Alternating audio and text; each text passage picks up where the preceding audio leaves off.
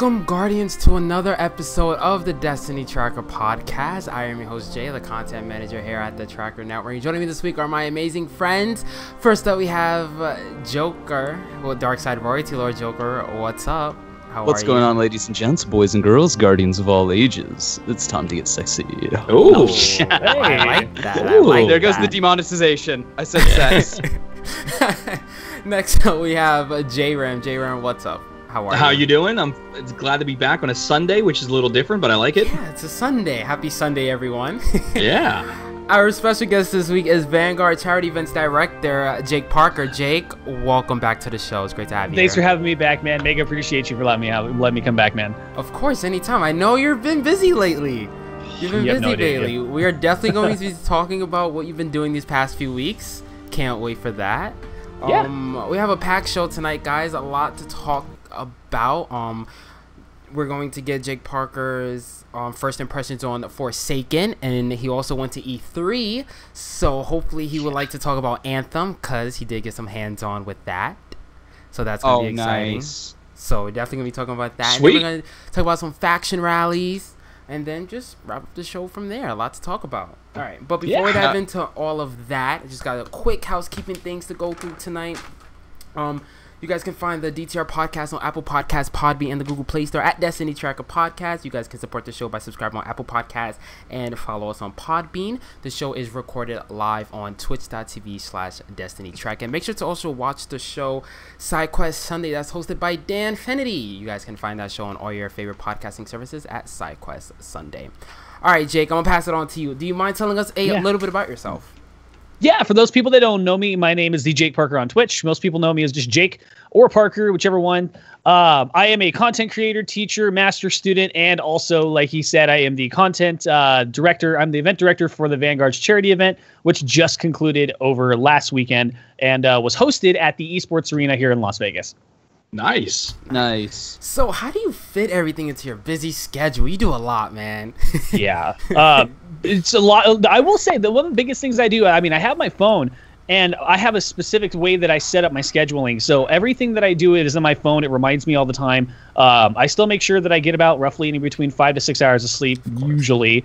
But I usually schedule all my stuff that way. All of my day is structured, so there's a specific amount of time each day that's devoted to something productive, I guess is the word you could say. And anybody that has ever gone to school past, high school knows that productivity requires sacrifices. So usually sleepy in the first one. But yeah, all of that stuff has just been locked into my phone, and my phone lets me know what I'm doing 3/4 of the time. Awesome. Sweet. So how did you get into content creation? Content creation. It was. I think I remember telling you about this last time. Was when I was in a motorcycle accident. And I was stuck. I was having to be off my leg because of a surgery because of the motorcycle accident, and I found Twitch from there. And then I got inspired by the Destiny directory, and then the rest is history. I just started motivating myself to do it, and here I am today. All right. Now, how did the Vanguard events come to be? Like, how did you guys get that idea for that? Got it. And what is the Vanguard event? Sorry to cut you off there. No, not at all, man. Of course, it's your show. So the Vanguard's charity event started after the events of the mass shooting in October, and we wanted to raise money as gamers. We came together as a community, myself, my brother, and one of our guys, Official Dark, and also known as Alex Cox. He is over working at the Pentagon now, so he's been gone, unfortunately. But we started it. We did a 13-hour live stream in the middle of GameWorks here in Las Vegas, and then we started thinking, how can we do better each time around? How can we get larger? How can we get even greater impact in the community? We ended up with a 72-hour live stream, and then we just had this event where we took up an entire esports arena for a full tournament. And then now, looking ahead, a little bit of a preview about what I'm working on. I'm looking at securing the Thomas and Mack Center here in the Las Vegas. It's a 25,000 seating capacity stadium that will hopefully be housing the Destiny Championship Series. That's going to be a full culmination of Destiny tournaments. It's going to be a 3-day event, again, for charity. With actually bigger prize pools, trophies, and extreme glory for Destiny. Sweet. Any specific news on that? Like the date you guys have in mind or anything, or the month? We're looking at September next year. So we got plenty of time. Yeah. Oh yeah, that's more than a year away. We need time. So for the event that happened not last week, how did it go? Really? Oh God. Friday, I'm gonna tell you right now, it didn't happen. That's the thing. It was supposed to happen Friday, Saturday, Sunday. Friday, we got locked. They would not let us use the event, nor stream it, nor participate in anything that happened. I'm not going to put names out as to who was responsible, but I will say myself, the director, and my co-director, and my brother were not the ones responsible for what happened. I take responsibility, but I fully agree that, and 99% of the community agrees, it was not our fault. We did everything in our ability to make Friday happen. Just somebody kept saying, no, it's not going to happen. You owe us money to make it happen, which was not part of the deal. Yeah, it was supposed to be a free event. It was already negotiated months in advance. And then the people that were supposed to help the event got fired the week before. Wow. So that, and a huge shift, and it messed with that day. So we had to go back. It was so stupid, my dude. It was so bad. Saturday and Sunday was perfect. Went off way better than expected, though, because we finally we worked things around. We didn't have to deal with any money or anything. It was absolutely life-changing, and I would do it all again in a heartbeat. Awesome. Sweet. All right, I'm going to pass on to these guys. J-Ram, you first. Yeah, just a little question. What could Bungie, or I guess Destiny just in general, do to help you meet the needs of your audience? In other words, like we have private matches now, which is pretty cool. You guys can create tournaments and everything like that. Is there anything else you'd like to see Bungie actually do to integrate the game more into your favor? That way you can reach the audience in an easier capacity. And that's directed at me, right? Oh yeah. Oh yeah, definitely. One of the things that's always been irking at me with the way that Bungie has been networking with their community is that they're very hands-off when it comes to driven events like this, and it's for good reason. You know, they're trying to protect their image. It's their brand. It's their game. You know, they have the right to be able to do so. But there's not a lot of developmental support. I mean, me getting the developers into the rule sets for the game was an absolute godsend, and it was absolute praise. But it was also one of the things that they tried to be as hands-off as possible, for whatever reasons. I want to see them in the event that the events like this continue to grow. They should embrace this and have some type of developmental backing. Bungie or Activision as the publisher, which won't happen very soon. I want to see them take these events and either give a great social media presence or even physical presence and say, hey, we're supporting our community-driven events by actually being there, sending it out, letting people know that these things exist, because the people that are making the impacts in the directory are the ones that are in the directory themselves doing it. And Bungie is being too far hands-off that all of the work that's being thrown in, all the work that we just did over this weekend has been sharply unnoticed by the developers. They were there, they were watching, and they were taking notes, but not a lot of embracement from the developers. That could be a great thing for Bungie moving forward. Yeah, I have to imagine, like, even a retweet from Deej about the event and then the event going down would have just been a godsend. Yeah, we did have John Wisniewski. He actually did. He's the one. Yeah, he was. You guys know him. He's just one of the sandbox guys. So he retweeted out. He was watching. I had a couple people say that Cosmo was watching. We had a couple other developers watching. A lot of great things that happened in the course of those 2 days that we were live. Lots of great things. Good. And just to change gears a little bit, what are you most looking forward to in Forsaken? Forsaken, the biggest thing for me is content saturation. They said that this is going to be an absolute content drop. It's going to be much larger. It's going to be, they said, similar, if not larger, to Taken King, which we all know was a very large expansion drop for Destiny 1. The biggest thing that I'm looking forward to is the innovation that they're doing with the new PvEVP Gambit mode. They're really taking new modes and showing developmental commitment to listening to their community feedback and then implementing it as quick as possible and getting more feedback on if it's working or not. Bungie is doing all of the right things. I'm going to have hundreds of thousands of hours in this game. I know it. And I can't wait to see it. I wish I was there to actually play it, but no, I'll be at Guardian Con, so I'll be able to play it there. Perfect. Yep. All right, that's it for me. Thank you. Yeah. All right, sweet. Joker. So I saw, I don't know if this was necessarily geared towards your charity event, but I did see like Triple Rec and Gathalion kind of talking about the state of the game necessarily and the way that tournaments are run. I don't know, like I said, I don't know if this was sparked by your event or if this is just kind of a ephemeral in general kind of thing where it talks about how Destiny 2 currently needs something to make it more competitive, obviously. How do you think that, necessarily helps or hinders in the current state the viewership? And do you think, say, something like Gambit, if Gambit gets private matches, would be more opening to, say, like a more, I don't want to say casual audience, but it is definitely a more PvE type experience? It really is. A couple of questions there. Do you want to unpack that? I've been, this is like literally what's been going through my mind the last couple of days, because I'm a person who, after I do something large like this, I reflect on it. I want to see what worked, what didn't, what we could have done better. There was a lot of stuff we could have done better. But one of the things that I've been saying over the last few days, and I really hope that people start to really listen about this, is people need to put the egos from Destiny 1 away. They're bringing in this gigantic set stone of what things should have been in D1. They're trying to migrate this mindset into D2, like, oh, this is how it should have been, or my favorite one, it's not the right time. You shouldn't have done it now because this is the wrong time. You should have waited till September.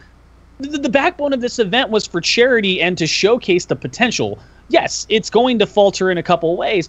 Put those egos aside and look at the good that's happening out of it. We showcased an extreme amount of positive, moving, innovative moments towards the developers who were absolutely watching. We raised money for charity, which is always a plus. Let that be the reason why you're focusing on what you're watching. Don't be like, oh well, it's cool that you're running this event, but you should have waited, or this is highlighting the problem with the game. Put those mindsets away. Put those away from the charity, away from the event, and keep those personal. Like, if you're going to be talking about something that is very innovative, like what we did, look at it from hey, how can we utilize what just happened, and we can present this to Bungie and says, this is what you need to embrace. This is what you're missing out on. And those egos are sharply hurting, and in the way continuing to promote this problem that we have in the Destiny directory. Yeah, I think there is definitely a middle of the road to the discussion, because we can look at it and go, hey, you know what? Destiny 2 is not in a great place. A lot of people don't want to watch it. Let's be honest.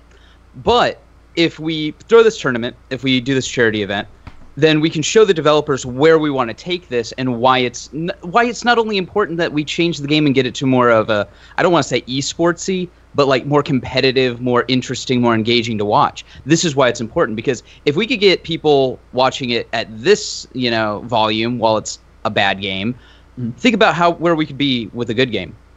Yeah, 100%. I absolutely agree. And having the developers there truly watching, I know that a couple of them were taking notes. We sent off a couple great opinions on what we thought, and they were really receptive. It didn't matter what time it was. They were just happy that people were doing it. And they wanted to see the community drive what they were seeing. And now they're actually saying, okay, hold up. Now this is actually real. They made all of this possible by themselves in the community. Now how's we as developers, can we take this, make our game better, and then see what they do with it next? Now that's the mindset we need to continue to stay in. I'm sorry, not to butt in, but it's funny that you mentioned like those things, both of you guys. I remember back in D1, I think it was Holtzman and somebody else was doing like a live broadcast of strike races. And how cool would that be if we still had the ability to pick our own strike? In other words, think about the amount of potential in a competitive, and I don't want to say competitive because I think this community sometimes, and this is just me making a huge generalization, which is always a really bad thing without any without any data to back it up. But I think we need, as a community, I think we need to define what is a casual, or what is the casualization of this game. I think sometimes getting the word casual has a negative stigma attached to it, which a casual player is, in my idea, would be somebody who doesn't play as much as somebody else. It doesn't mean they're not good at the game. It doesn't mean they're any less invested. It just means they just don't have the time that, let's say, somebody like myself, who I have summers off, I can really hammer this game out in the summer. Yeah. Also, on the competitive side, being competitive doesn't mean that you always want to be the best one there and you have to be the best one. And if this game doesn't do this for me, then it's bullshit, and I'm going to go play something else, and this game is garbage.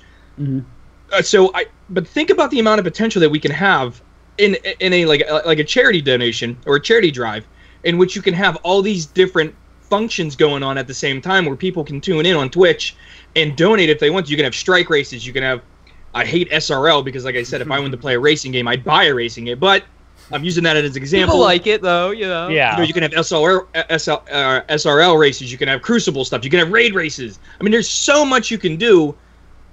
It's just, I think this game just needs to be opened up a little bit more. That's it. Yeah, that's it. Because it's really hurting its own self by not giving options. And that kind of goes to the like Gambit won't have private matches at launch. Yeah, why? That to me that would be a no-brainer. You could have Gambit tournaments and everything. Any idea on how long something like that would take to get? Did they mention anything like that? No, I haven't seen anything on it. But I honestly, I'd have to imagine that because the way that Destiny works, because it's a server-side game, it's something that they have to set up on their end. I always like to go back to Halo, right? But Halo, a lot of that was baked in, right? Like they couldn't add armor sets ever through like Halo 3 and stuff, and that's because the armor sets were actually part of the maps, right? It was part of the coding of the maps, so that was something that was always kind of weird. And that's why when 343 tried to do it with Halo Reach, there's always problems where like armor wouldn't show up on players or whatnot. So I have to imagine that it's something that they have to do server side because they're working on a lot of the same code. There's yes, they have the new Tiger engine, but a lot of it is based off the Halo engine. Yeah. So I have to imagine, like I said, and keep saying, that it's something that they have to do server side to set up, and so they have to set all the networking. You can't play a custom game offline, for example. Yeah. Well, we do have Crucible Labs, so it's probably something that'll be more of in the LTM at some point. So we'll have it as a possibility. They'll have it out there eventually. It's probably one of those things where they're going to want the community to stress test at least. Yeah, no, dude. And I think that would be a great way to do it is through the Crucible Labs. Though I think their first showing, I really, really hope their first showing with the Crucible Labs, because it's a great idea. Maybe not to the extent of what we wanted, what they somewhat advertised, because I think everybody thought it was going to be a public test realm. Yeah. But like as far as something like, hey, people don't like, say, Supremacy. A lot of people don't like that game type. Wouldn't it have been cool if we were able to test Supremacy before it came out instead of it was just thrown there?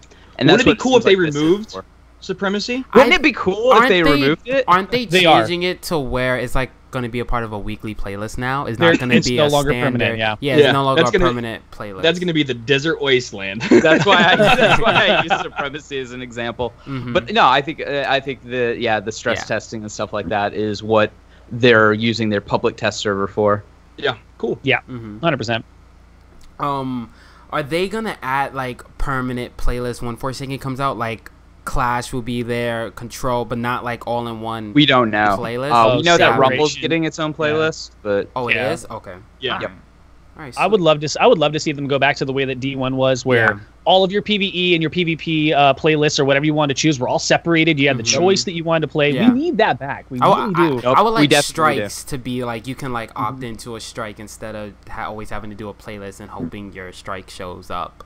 And I don't mean to be salty, but from a lore guy standpoint, in Destiny 1, I could go back and play story missions, and with the new DLC, they're talking about, well, we're not going to do campaigns like we did with, Warmind and Curse of Osiris. Yeah, I like to me, that's throwing the baby out with the bathwater. Like, you couldn't write good stories, so you're just not going to do it anymore.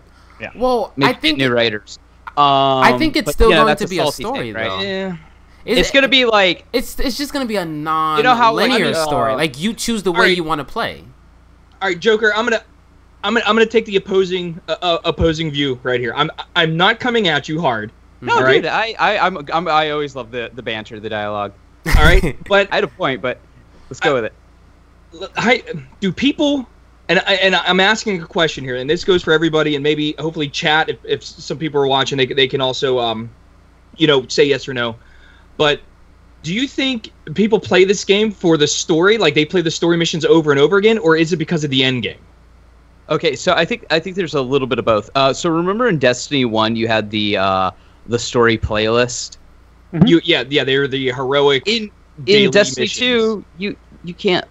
Like you can if you want to go and do the challenge mode versions for Mycora, but like a lot of people don't mess with that, right? It's not under the directory. You have to go out of your way to go to the tower and then go to Ikora and but when so it's buried. Yeah, it's a menu buried under a menu buried under a menu. But what I'm saying here is this. What if they looked at the data and said, you know what? 20% of the people only play these missions anyways. Let's give them the campaign initially, and then let's really double down on the end game stuff, because that's what this game is about. Really, it's the end game. It's the raids. It's game. The loot grind and everything. So maybe they're investing more in that right now, as opposed to cutscenes and story missions. I actually agree with that. But my understanding was the story team, the campaign team, and the raid teams were all different teams. Mm-hmm. Right. Okay. I don't think it's a lack. I don't think it's a lack of them not being able to write a story. I think it's just a lack of people not playing the story missions as much. But what I was getting at. Hold on. What I was getting at is one of the developers came out and said, "Man, we would definitely do more story modes if more people played them in Destiny 2." And I'm just sitting here like, I can't go back and play them in Destiny 2. And I agree with you on that. That's kind of like I don't understand what you're saying statement, because they're not available. If they were available and people didn't if they were available, you got an argument. But Jamer, I feel like if the story was more like you were able to really invest in the story, then more people would play it. Because it's just dry. You understand? Like, people aren't playing it because it's not that fun to play all the time. It was a very safe story. It was a safe story. Yeah, I think if the story prepared you for like the end game content, was like a training for the end game. Like, remember, in House of Wolves, when you went up to the top of the Citadel and they had the vanishing platforms that you had to jump on. Yeah. That's exactly like the platforms in the Vault of Glass, right? Yeah. But I mean, it was like 3 releases later. What if the playing the campaign got you ready for the raid? Like in actually, Warmind does this really well. You get the balls and you throw the balls at the crystals, and hey, there's a ball throwing mechanic in the raid. Yeah. Spoilers. Is it really spoilers? No, not anymore.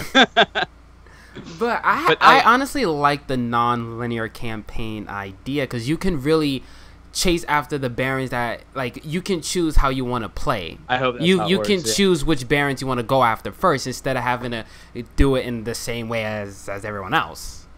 I remember reading an article about that. Wait, is that how that's gonna work? Yeah, it was an article. That's what they said at E3. I can't be wrong. I probably have. You can't be wrong. I mean, that sounds like something I would say. Wrong. I'm probably wrong, but I'll anyways, look for that. But so we're just filling up air so people can eat. Honestly, Jake, let's take it back a few weeks. Do you mind telling us your opinion on Anthem? Everything on what you played so far. I'm gonna grill the fuck out of this. So real quick, so we see a lot of third-person shooters, right? Yeah. Talk about Anthem. And honestly, in my opinion, like, you look at the Division, even if you look at like Gears of War, which I think Gears of War is the pinnacle of what third-person shooter gameplay mechanics should feel like. A lot of people are saying they watched Anthem and they're like, man, that looks heavy, that looks clunky, that looks slow, that doesn't look like it's going to be enjoyable. But you've played it. Yes. And I often feel like third-person shooter games like The Division, like Gears of War, don't look good, but they play very well. What was your opinion on what you played control-wise or like feel-wise of Anthem? I will tell you right now, I have a whole note section in my phone full of just notes of what I was able to get my hands on. It was just wonderful. As far I really did. It was very in there for sure. As far as character movement, one of the things that I found very interesting, being so early before its release date, was they really took the time to polish off the fluid movement of the characters. They really made customization probably at the forefront of everything that they're going to be doing with Anthem. Everything from the base stats that you have with your basic characters all the way to the suits that you're going to use. Yes, you're going to find like you're going to use a Colossus that's going to feel very slow, but it's a tank. And you're going to compensate for what you're absolutely right. You're going to have a lot of compensation that you don't normally get with other games where you would feel like let's say in D1 Titans, if you had a shoulder charge, you were usually dead. Or if you were to use a Night Stalker and you had a bow and you had a one-shot kill in Destiny 1, stuff like that. You really feel a lot of that compilation balancing with all these characters. And when I got the chance to get a hands on, it was incredibly unique. Anthem is a very unique way of moving into how characters and worlds are being developed. The worlds themselves are absolutely not asymmetrical. There's no flat lines. There's no nothing. These worlds are truly built to make you explore, and Anthem is really doing a wonderful job of highlighting that. Everything that we saw, everything that we played, your character really has to get fully involved in everything that you're in. It's not like Destiny where the world is 800 times larger than the 30% you're going to use. You're really in there. And all of the weapons that you use, it feels like they're natural to the characters. You get to really customize them. And there's a couple small tweaks as far as like recoils and flinch and a couple other things that felt very rigid being so early in development. But Anthem is probably, if I had to take a guess on it, on a scale of 1 to 10, 9.5 says it's going to take over what Destiny's already done. And that's just me being honest. So speaking of the worlds, and I don't mean to cut either of you two off if you had something. Speaking of the worlds, in Destiny has a real problem with the kind of Hollywood set worlds, right? Where like you go to the EDZ for people watching, and there's all these buildings, and you're kind of penned in by these buildings, but you can't explore them. Like you walk up to them, and it's just it's a wall, you know. Even though there's a door and there's a window, and the window's even broken, you know. How do you feel like Anthem is handling its, I guess, caging in of the characters and world spaces as opposed to, say, something like Destiny, where more, you know, where it is more cagey, where it is more circular map and keep the players kind of funneled into an area? Yeah, definitely moves back into the whole render depth and being able to be immersive. I'll read you the notes that I had here. Okay. Yeah, because the notes that I had were very like right off the bat. All of the maps, they are completely asymmetric from X, Y, and Z axes. Like when you go into these maps, you don't feel caged in because none of the maps are flatlined. When you go into Destiny, if you look at any of the maps, you have a lot of flat surfaces, like literally flat wall surfaces. In EDZ, you have buildings. A lot of pathways. A lot of pathways, exactly. In Anthem, you don't have pathways. In many instances, I think there was like one time where you really actually are. But the rest of the game is very asymmetrical. That you can go into any part. It's very rounded movement, rounded areas. Like they really took the time to develop all these areas very well. And you interact with the world. Like you literally will fly through a waterfall to cool your suit. You have full interaction, and they really make you have to interact with all of the environment rather than just what specific storylines or step missions force you to do. So you can really have that open world RPG feel that. To me, Destiny was lacking and is starting to really move back into. So, you know, you're absolutely right. Absolutely. That sounds really cool because, like I said, when I don't think Anthem is going to necessarily compete in the same space that Destiny is, because Destiny will always have the player versus player aspect, and it doesn't sound like Anthem is shipping with that. Not yet. This sounds more like it'll be a more storied Monster Hunter. Yes. Would that be a fair? I would say it's probably I want to say it's where Warframe and Division came together, had a child, and it pooped out Anthem. That's about as much as that's about what it looks like right now. I like it. Because you feel like a space ninja, but you feel like you're grounded in gunplay. And gunplay is at the forefront as well as all the abilities that you have with your characters. Anthem really does a great job of focusing on what weapons you use, how you use them, how you customize them, and then the abilities that you have with your character and your weapons together, moving that together to interact and shoot all the enemies that you have. And that's that. If you have an FPS game or a third-person FPS game, that's a smart move on a developmental standpoint to focus on. Absolutely. Exactly, like Gears of War, you know, it's kind of primarily about the shotgun, the Nasher. And if that Nasher doesn't feel good, then the game doesn't feel good. If chainsawing somebody doesn't feel good, then the game doesn't feel good. Exactly. Especially because once you kind of remove those, I don't want to stand there for like 5 minutes trying to mow down a guy with a Nasher, you know. So it's got to one bang people. I play a lot of Gears of War, so that's why I'm talking about it. But no, absolutely. When you get into we didn't see a lot of the stats and customization for the different javelins. I think that's what they're called. And I will say that BioWare did kind of a poor job of showing the game to the public. I think they wanted to get that Call of Duty, Destiny crowd, where maybe they should have focused more on what's the stats, what's the customization, what's the story going to be like, the BioWare strengths. Like, people buy BioWare games to play BioWare games. Exactly. So when you were playing the game, did you get a chance to look at any of that, stats and customization, and how the different javelins will upgrade over time? Yes and no. A lot of it was landlocked, obviously, because it's so early in development. So you're not really going to get. You got 9 months until it's even. Exactly. But from what was able to be played and what was able to be seen, you're only going to start off with one character, and you have to unlock the rest as you go. But from what we were able to see from in-game menus and hands-on, it is it's almost like Destiny 1, where you were able to grab a weapon, put a perk in, but you chose the perks before whatever you did. And then you were able to choose your character's abilities. You actually place your abilities together. It's almost like your character's abilities and your weapons abilities are modular. So you get to place in and place out. Almost like with they took the Division 1's gun modification system, beefed it up, gave it extreme customizability, and then placed these into your character and your javelin and your abilities. Like, they really are reaching out. But unfortunately, it was very limited. I figured it was it EA would play. But it looks promising. I think there's a couple things I would be concerned about. Number one is complexity. It might be too complex if it's not UI'd very well. People might get lost. Yeah, I figured it. I didn't necessarily figure that they'd have a lot on display, especially with it being 9 months out. A lot of people were criticizing the game, especially a lot of people in the Destiny fan base, like, "Oh, this ain't going to kill Destiny." And it's a little bit of tribalism, and it is what it is. But it's like, it's 9 months out. Like, go look at Destiny 9 months out from where Destiny was when it was shown and where it ended up. It's things are still in flux. So it's at least good to hear that they're that it doesn't necessarily play the way it looks like it plays. And that there may actually be too much complexity in the game, because you can always dial that back. You can't. It's really hard to bring that up. Yeah, super true.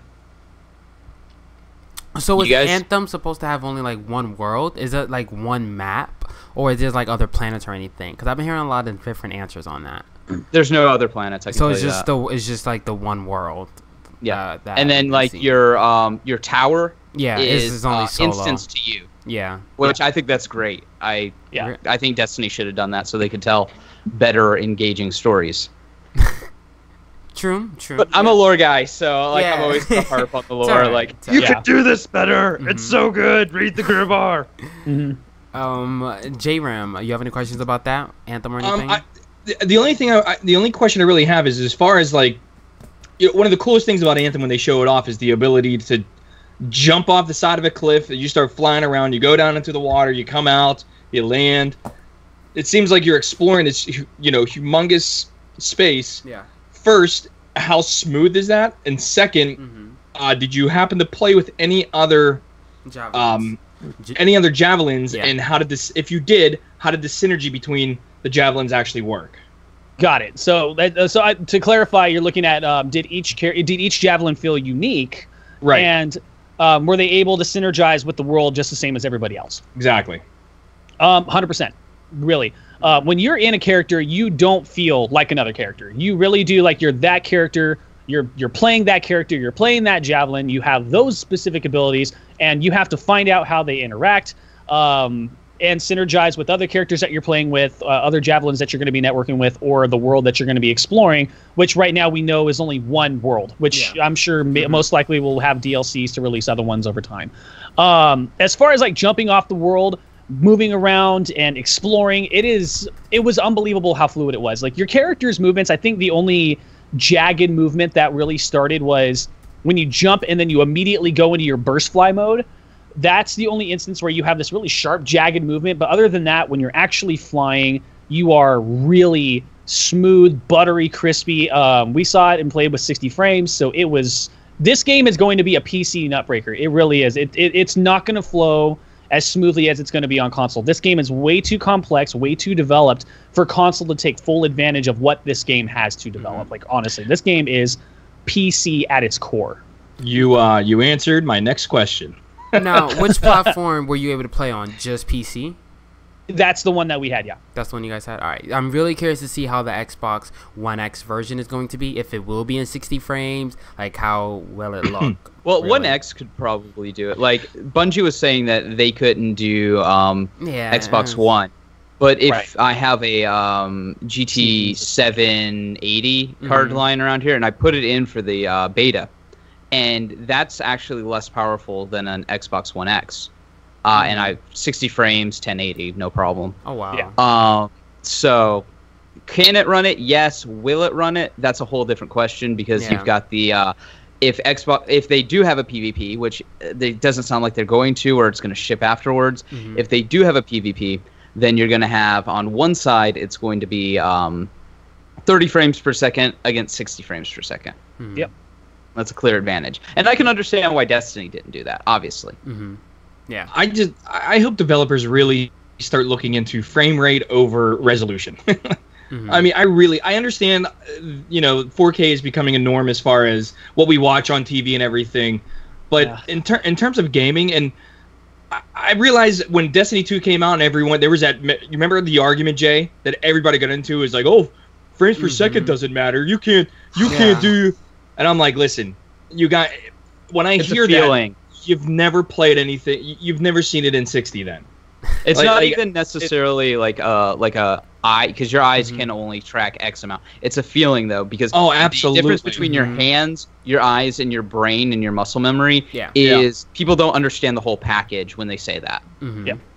Well, anyways, I really hope game developers, or not even game developers, I don't think it's them. I think it's the console makers. They need to jump in on that.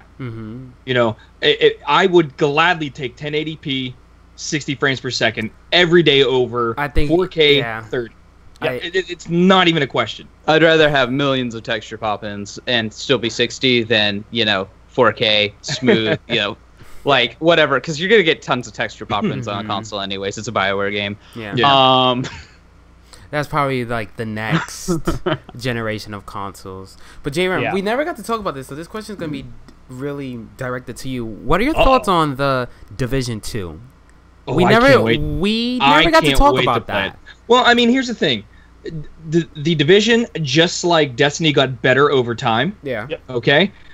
But we've seen the sophomore slump that Destiny 2 has created for themselves. Yeah. It is getting better over time, which is great. I mean, I'm having more fun in D2 now than I did at the beginning. In fact, I was playing COD World War II last night with a bunch of guys, and and one of them said, you don't talk as much about Destiny 2 as you did Destiny 1. And I'm like, there's really not a lot to talk about in terms of, like what's happening. I go, obviously, down the road in September, you got Forsaken, so there's a lot of expectations there. But unfortunately, I've learned my lesson with putting, the cart in front of the horse.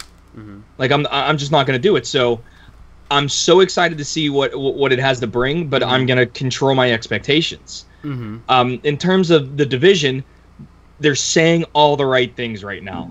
We got this other developer. We learned from our mistakes last time. Now they got a 10-person or 8-person raid coming out. That sounds cool. And the Division, if you haven't played it right now, now's probably one of the best times to play it. It is so much fun and it is so good. If you want to see what a game with gear sets and gear collections can look like and play like, and it's something easy to pick up on, I don't recommend Warframe. Warframe would be like for the college, the college, I graduated from the basic RPG stuff. Yeah, it's pretty dense. It's very dense. However, with the Division, it is so much fun. You actually, man, you got a reason to go out and get these certain things. Like, you might sit there and go, I hate doing this one mission, but I really need the Reclaimer backpack classified version because that will complete the set, and then I will end up unlocking, these 2 additional perks that the normal Reclaimer stuff just doesn't do. It gives you a reason to play things. I'm pretty sure in a couple minutes we're going to talk about this thing called Faction Rally. Yeah. It's not fun. Yeah. It's just not. Let's get that out the way now. What are you guys thoughts on Faction Rallies, guys? Are you guys playing? I didn't even pledge. You didn't pledge? Come on. No, it's just pledge to Future Oracle, do one activity, Do the new monarchy. No. Don't let them win. Don't. They Joker. kidnap people off the street and brain rape them. But honestly, here's the problem with Faction Rally. They've essentially have gotten rid of why do you go to a faction? Yeah. You only join that specific faction because you want that specific catalyst. Yeah. Which You know? I don't think was a smart move.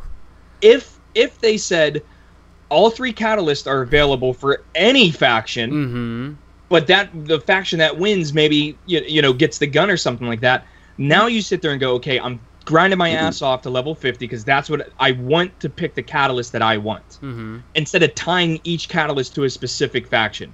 Because I'm going to tell you who's going to win. Future War Called. Why? Because it's the Sunshot, because everybody got Gravitating Lance last time. And guess who's going to win next time? New Monarchy. Why? Because they want the Sweet Business Catalyst. Yep. I mean, you've gotten rid of what the faction rally is. So if Bungie brings you down to Seattle and they said, J-Rim, how would you like to improve faction rallies? What would you say?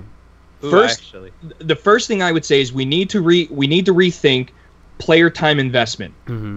Strikes take longer. You should get a lot more tokens for strikes as opposed to a public event.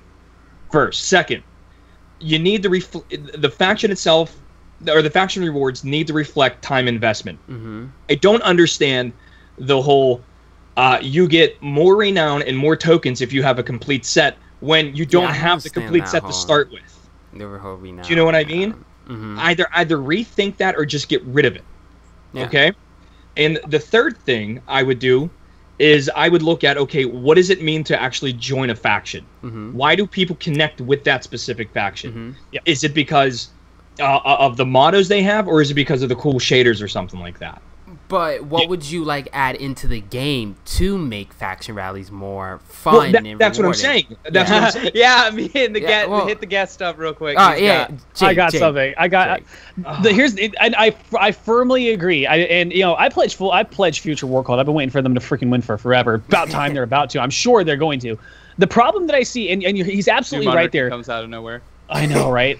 He's absolutely right. Strikes for number one, we need much more end game rewarding for things like strikes and nightfalls. We need to get nightfall way more powerful. I can solo nightfall now. Nightfall is still 270. Sorry to cut you off. It is. The problem that I see with strikes. You're absolutely right. The problem that I see with strikes right now, and I'm guilty of this, and I'll take full responsibility for this. I don't care about the strike as long as I'm beating the boss at the end and getting my rewards. And what's going to end up happening is if you're a Titan, you're going to Titan skate through everything. You're going to do the minor little things that you need to do, get to the boss, finish, and then move on to the next strike. Okay, am I going to get 7? Cool. Am I going to get it 10? Awesome. The problem that I see right now is that there's no incentive to do a strike because there's not mid-strike milestones that you need to be able to do. Such as, let's say, remember the bounty board that we had in Destiny 1? Yeah. Okay, let's say that you picked up a bounty, and in this specific strike, if it decides to load, then you have to find this enemy, you have to kill him, you have to pick up whatever it is, turn it back into the bounty board, you get a crap ton of Future War Cold or whatever faction tokens that you get. Let's say another milestone is you got to beat it within a certain amount of time, which would be more of the end result thing. But giving us the ability to go in the strike and do things within the strike that force us to slow down, enjoy the different parts of the strike with different milestones and different rewards available, and then doing the end boss and getting, like he said, much more reward bang for your buck, that's more of an incentive for me to go do strikes, and we need to find even greater reward systems for Nightfall, something along the same fashion. I need to know if I'm going into a strike, I'm not just going from start to finish. I want something in between that will keep me grinding. Well, imagine... I'm sorry, go ahead, Joker. I was going to say, because they took out mid-tier bosses in strikes. Remember Sepix? And you go in and you fight the spider tank? Now, imagine if you could get to that spider tank and you had the option of skipping it, but if you killed the spider tank, maybe he dropped some cool fallen armor. Yeah. Or a sparrow. Or a transmat effect. Maybe that's where you put your crap loot. Right. That you get in Nightfalls and stuff. You put it on a mid-tier boss. And so people are now like, I could grind this mid-tier boss, and then I can grind the end boss to get the really cool piece of loot. So I'm not trying to figure out a way to jump off the map and die so I can respawn at the boss or any of this other stuff. Absolutely, and that might be a really effective way to get those pieces of gear that you don't have to increase the amount of tokens you get or increase the amount of renown that you get. And also, just to echo the whole strike thing, we got a major problem with strikes, which is, let's be honest, the Nightfall strike, which is supposed to be endgame top tier stuff, is actually easier than the heroic strike playlist. Everybody does the same thing. Solar Singe, heavyweight. Go down, Tether, or you know, whatever it is, and hit him with sleeper. Well, that's unfortunately the idiotic product of tying Nightfalls and raids to an achievement. If they change it, they lose their certification. Ah, I see what you're saying with PlayStation and Xbox. Yep. Okay. Yeah. Once again, it's the framework is in place. It just needs to be thought out differently. That's all. Yeah. And grinding lost sectors is the most boring thing ever. Yeah. Oh, I know. So what I would do to kind of fix that is I'd go back to kind of a Destiny 1 where everything you got your everything you did got your rep, right? Yeah. And it would last over time. However, you'd still have the faction rallies, and the faction rallies would have the rep and all that other nonsense. The what is it? What you just said, where you get the flaming thing on your back and yada yada yada, and you go through and you do the lost sectors and whatnot. And when the faction won a rally, there would be a bigger incentive to win it because not only would there be an exclusive set of gear to that rally, right? Like you could get a set of armor and weapons throughout the year through New Monarchy, Future World Cult, Dead Orbit, but there would be a special set for the rallies. And then when you got a rally, every time you turned in your tokens until the next rally, you'd get double points on it. So like 1 token would be worth 2. That'd be an incentive to win for your faction, especially if you're grinding for something. I like that. And they would have, and you would have, and I would be all for like these ridiculous, like level 50, level 100 grinds, especially because if it's going on all, between rallies as well. Yeah, I think factions need to be permanent, where anything I do gives me rep. I do a Crucible match, I still get rep in between the rallies, but yeah. If you win, if your faction wins a rally, then you get double or triple rep. Yeah, exactly. Yeah. And once again, during the non-faction rally weeks, if you have factions that are there 100% of the time, you can grind to get the gear that gives you the more renown. I mean, exactly. Yeah.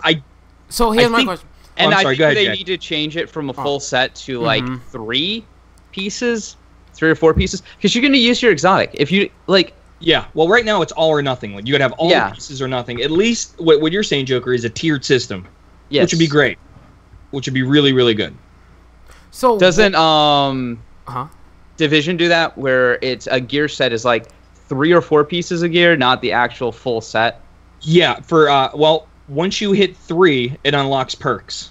Actually, once you hit 2, it unlocks minor perks. 3 unlock another one. 4, you unlock the base perk system. Then, if you're lucky enough and you get the classified versions of each of those pieces, you unlock perk 5 and 6, which are like super powerful ones. Nice. Like there's a support station where if you just have the 4 unlocked, your support station stays on the ground, and it's like it'll last for like 25 seconds or 30 seconds. And during that time, your health goes up a little bit in like little chunks and everything. If you get the classified, all 6 pieces, not only does your health it regens in massive chunks constantly. Your ammo is infinite. As long as you're in that circle, you keep shooting, you reload, it gives you that support for the ammo and everything. It is just, it's unbelievably well thought out, and it's so well done. It took a while to get there, but right now it's like you grind for these specific pieces. And what's really nice is if you're a PvP player, there are very specialized gear sets that really increase your PvP awareness, damage, health regen. It's just crazy. It's so complex. One show alone, like you and I talking right now, does not do it justice. Right, no, yeah. You're just giving me the TLDR. Yeah. So what exactly will happen to the catalysts that are with the factions that's tied to Season 3? So let's say if I don't reach level 50 by the end of the season, I am just not ever going to get I think they always have to have it tied there. It's always going to be part of their loot. You think? You don't think it's going to go into like you don't think it's going to refresh retirement? Nah, dude. You don't Unless think it's they going to change go into up. like a loophole? I think maybe they might put it into all the factions once they bring out new catalysts. But I think, generally speaking, it will always be tied to the faction, or they'll always have a limited edition catalyst unless there's enough backlash against the catalyst system. Because I don't think it's a great system. I think it's hampering the way we play the game, and like it's definitely putting like factions, like you said at the top of the discussion, where it's like, I'm not pledging to New Monarchy because I like New Monarchy, because I'm a New Monarchy fanboy. I'm pledging to Dead Orbit because I would be stupid not to get Hidden Hand on Graviton Lance right now. Yeah, you're pledging for a catalyst, not for what the faction stands for. That's true. So, Jake, what is your opinion on the whole catalyst system outside of the factions, like just catalyst as a whole? Sucks ass. If you want me to be honest with it, there's no incentive to get a catalyst, because all it does is just make your weapon stronger, but it doesn't make your weapon feel any more exotic. It's just something that they want us to go and think that there's an artificial endgame for. All it is just it's literally just the masterwork of an exotic. There's no other incentive. It doesn't change the fact that the grind doesn't change. It's just you doing something specific, and yeah, cool. Yeah, you get a catalyst. You got to charge it by doing something, and then finally you get it. It's not worth it to me. I think we need to go back. We need to really. The masterwork system has potential, but it's being utilized wrong, and it made the catalysts, whatever they decide to design it for, not as weapon unique focused as it should be, especially with exotics. Exotics need to be 100% unique, and that's not what we have right now. They feel exotic because they feel powerful, but there's no uniqueness to them. They're just another weapon that just happens to be exotic, and the catalyst doesn't change that. Yeah, I think Polaris Lance is probably the best exotic right now, and mostly because the crit shots return ammo directly to the thing. So it's just a boss for DPSing. So I don't know if it's necessarily should that be an exotic really good perk? exotic. Should that be an exotic perk? It's powerful, dude. Like, go use Polaris Lance for 5 minutes. I have it. Yeah. See, I said this the last show, and I firmly believe that this is the way it should have been. And Jake, I'd like to hear your thought on this real fast. Okay. Here's my idea with the catalyst. Once we got this update and catalyst dropped, all of the guns, all the exotic guns, were still the exact same. Yep. You had to go out and do strikes. Let's say you were doing a strike and you got the Graviton Lance catalyst to drop. Boom, it dropped. Now you go ahead and you grind. Maybe you got to get 50 headshots, with the Graviton Lance, and it was still the old school Graviton Lance.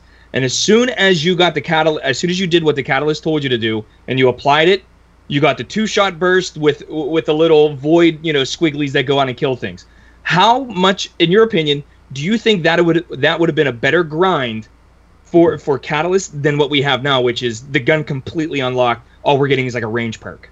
I completely agree with you. No, because there is the end game is infinitely longer. But I would like to expand on it and take that and also increase the likelihood that when you equip an exotic, it changes off your base perks. Because we have those 3 base perks that we have that are meaningless right now because they don't make that much of an impact, though we say it does. No, it doesn't. They really need to go back and retool that. And if you equip an exotic, if you have a weapon that's supposed to be exotic and really change the way you play, change your character with it. Like, it could be something as simple as, hey, you get this unique catalyst. It's going to give you a +5 to whatever your middle stat is, or, a +4 to your recovery, or whatever it is. Now there's more of an incentive to grind for it, because now I'm not just working for my weapon. I'm working to change me. And one of the reasons why we play Destiny is because we are the Guardian, and we want to be a very unique Guardian to ourselves. And we don't have that.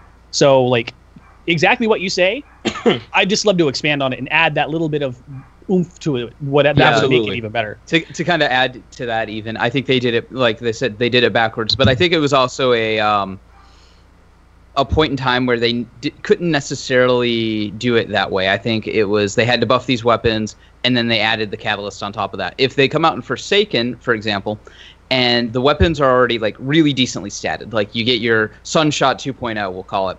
And instead of the catalyst going, we're going to add range and stability, it's already got great range and stability. Okay. And it goes, what we're going to do is we're going to add a perk where generally if you use this hand cannon, you get Firefly. Okay. Right. That's not very sexy, but if you get kills with this and you have the catalyst, well, now everything explodes, and then if that explodes and kills something, that explodes, and then that explodes, and then that explodes. Well, that becomes more sexy. That becomes something, hey, you know, I might want that. That sounds like it'd be really great for thralls. You know? So, and again, I'm throwing out a Sunshot 2.0, not necessarily, you know, what should happen. But I think if they want to do exotic catalyst, the exotic needs to be exotic, but then the catalyst needs to come along and make it exotic 2.0. Yeah, absolutely. It would have, I think it would pump that excitement factor back into Destiny, which in D1 we had a lot of. Do you remember when, you guys remember when the Black Spindle was found?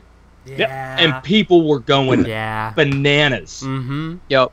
The first couple of weeks, if Bungie would have, and I don't want to say time gate, but that's the only way I can think about it right now. If they would have time gated without telling anybody certain catalysts that had a decent drop rate, so let's say, you know, the first week it was Sunshot, Graviton Lance, and Sweet Business. They were dropping in strikes at a decent rate, okay? And then the following week they released a couple more, and people were starting to find these things and starting to unlock the perks. Man, that would have gotten the snowball that turned into an avalanche, I think, or the snowflake that turned into an avalanche. And they could have rode that right into the July update and then right down into Forsaken. Mm-hmm. How about this? Even though this may seem really easy or something, have each weapon already come with the catalyst, but you have to do stuff to really unlock it. So this way we don't have to deal with drop rates. Yeah, like as soon as you get the weapon, it's already there, but it's not unlocked. You have to unlock it by doing the task. 4, sort of like, I think COD World War II has it, challenges to unlock like whatever it is, attachments or whatever. So just like that. So this way we won't have to deal with the issue of drop rate and then the faction rally, you know, like. Yeah. My only concern is that when they do something like that, it winds up artificially extending the grind. I already think a lot of these grinds are artificial, where it's like, go kill 800 dudes with headshots. But oh wait, no, you need the perfect. I'm talking about Polaris Lance right now. Yeah. You need the perfect 5th kill, and what that has to be is they have to die by burning out. Mm-hmm. Okay, that's artificial. You know, and my worry is if they did something like that, where they change the drop rates and yada yada, they'd have to increase the artificialness of the grind in order to unlock. But it will be a very interesting grind, because right now we have an issue where... I think it turned out like the faction rallies, where you're just sitting here, you're just doing it, you're automated, it's a chore. I don't know. Yes. Go ahead, Jake. Yeah, Jake. What do you... Because I know we're going to be going into random rolls, I guess is what you could say. But they're reworking the weapon system. Obviously, we're going to have the ability to really equip whatever we want. Here's an idea. Just correct me if you guys want to stop me on this, just let me know. Dude, go for it. What are your guys' thoughts on purchase perks? And let me explain on this one. Let's say that you get a weapon. Let's say you get Better Devils. Okay, the typical hand cannon we're going to get, Crucible based, but it has let's say 4 open slots, and you have the ability to go to a vendor. You have the ability to use your legendary shards, any masterworks that you have, or whatever it is that you have, and you can purchase set perks to be able to upgrade your weapon by placing it in. Kind of similar to Diablo 3's weapon style, where you can take gems and put it in to increase whatever it is. What are the possibilities that you guys think of a perk system where you can go and get common, uncommon, rare, legendary, and exotic based perks for your weapons? Okay, I've always been advocating for something like that. But that's I've been talking about that since House of Wolves had reforging. Yeah. I don't think reforging was necessarily the greatest way of doing it. But I think going in and letting people, and maybe even lock it out, or maybe you can only do this X amount of times for a weapon, or maybe go in and have some limitations so it's not like everybody's instantly running around with a god roll year 3 because they saved up so many materials. Yeah. Or have introduce. I don't want to introduce a new currency, but you get what I'm saying. Yeah. There's definitely got to be some sort of... I think there would have to be some sort of currency reset for something like that. Yeah. But I do agree that's a great system. And even if you're just finding these perks out in the wild, or if you dismantle something and you're like, oh, hey, I got the scope from this gun that I didn't necessarily like, but I like the scope, like snipers. There's a lot of people that liked, what was it in Destiny 1, that box scope. And you know, it's like, well, I want to get a longbow with this scope and, you know, this perk and that perk, but it's just not dropping. So what if I dismantled every longbow I got and I got a chance to get that scope, or I got a chance to get that perk and I could save it in like a mod slot? Yeah, or have it part of your collections that we're going to be having very shortly. Yep. I think right now, given the current system that we have, the major problem that I see is the fact that we just don't have a lot of diversity in perks. Yep. So you would need a shitload of perks. Yeah. That way you can create, you know, whatever permutations of that specific gun. The second thing is, I'm afraid that it would be similar to sitting at the gunsmith in D1, hitting the X button just to reroll your gun over and over again. Mm-hmm. What you're doing is with being able to buy perks, you're making that system of getting that god roll that everyone's going to be, you know, striving for that much faster. So I guess I guess the loot chasing part of the game is going to get shrink down dramatically. So if that is the case, you got to have more things for the player to do that. Yeah. Right. Well, I think we can. You know what I mean? Stuff to like, keep it interesting. We can do stuff like you get your base weapon, right? And I've seen mock-ups of this. And then there's like a line on the graph, and then there's like 3 other perks, and you have to unlock these perks by unlock the ability to set these perks by playing. Okay. So like if you get 100 kills, right, with this auto rifle, you can unlock a new perk slot, and then you can go buy a perk from the gunsmith and put it in there. And then if you unlock 200 headshots with this gun, then you unlock this other perk slot, and you can go buy a new perk from the gunsmith and put it in there. So I think there are ways to do that, but I get what you're saying, because it would compress it, especially if there's not a lot of perks, especially if there's not a lot of, you know, weapons, you know, because we're going to look at the weapon with the best stats, and we're going to go, that's the weapon that we need to get, and here's the perks that we need to go buy from the gunsmith for it, and then it's just a waiting game until he sells. Or maybe you create a system where certain guns with locked perks, but those perks are awesome, only drop from specific encounters. Mm-hmm. That way you still have the option of...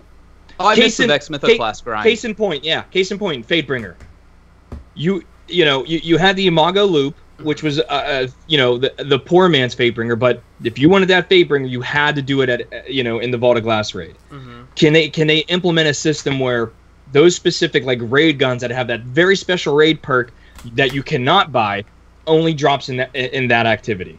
That way you can still have a baseline of the purples, but then have these other legendary guns where... Oh yeah, I think there needs to be like a mythic... There has to be something. There needs to be another class of weapon. Yeah. Like weapon rarity. Like we got the legendary, we got the exotic. I think there needs to be something a little bit above that. Yeah, I don't know if it's Anthem or if it's is it Anthem that's doing it, where they have like 6 weapon perks, where it's like, I'm sorry, six types of weapons. It's like common, uncommon, rare, legendary, exotic, and epic. Or is that Division 2? Because I know Division has epic. No. But like the epic ones are like exotics plus a little bit more, which is that like exotic 2.0 that you were referring to earlier, Joker. Look, I'm excited for random rolls, but my question for the past month still stands. What happens to the people who do not buy Forsaken? If they don't, will they have... Well, no, they're still going to get that. Yes, they are still going to get that. Is that like confirmed? That is a base game thing. But it's not on year 1 weapons. Okay, but that's the year 1 weapons are going to be locked. That's what it is. It is what it is. Like this is Bungie drawing the line in the sand, saying year 1 weapons, Better Devils is going to stay Better Devils. Even if you get it in Forsaken, if you get it at the drop, it is going to be the same thing. Yeah. But there are going to be other guns with weapon perks or random perks. My thing is, how random is it going to be when you only have 2 perks to choose from? Like, that is not fun. It's just not fun. Yeah, they definitely, I think they did a very large, and again, I don't like how this podcast tends to delve into bashing on Bungie, but it's like, it does, if we're going to be honest. Sometimes, yeah, I agree. But like, they showed off the Forsaken, they had their reveal. They had, what was that, like an hour? Yeah. It was about an hour. And instead of going into like how perks work, that they're expanding perks. And I know a lot of this stuff is still to come or to be determined, but they could have just said, hey, yeah, here's this weapon. Here's these perks that we're going to be adding to it. These are new perks. They're still in testing. Some of them may not launch. Some of them may. You know, there's going to be, we're shooting for 100 new perks in the system. You know, instead of doing that, they spent time trying to upsell a season pass like they're a GameStop employee. Yeah, well, I mean, hey, they got to make money, and I'm cool with that. But Joker, I'm with you. I'm surprised we haven't seen any footage of, unless it was locked, of what you're saying, like inspecting a gun. Yeah, that from was, the people or who like attended that subclasses. Destiny thing, or that Bungie forum.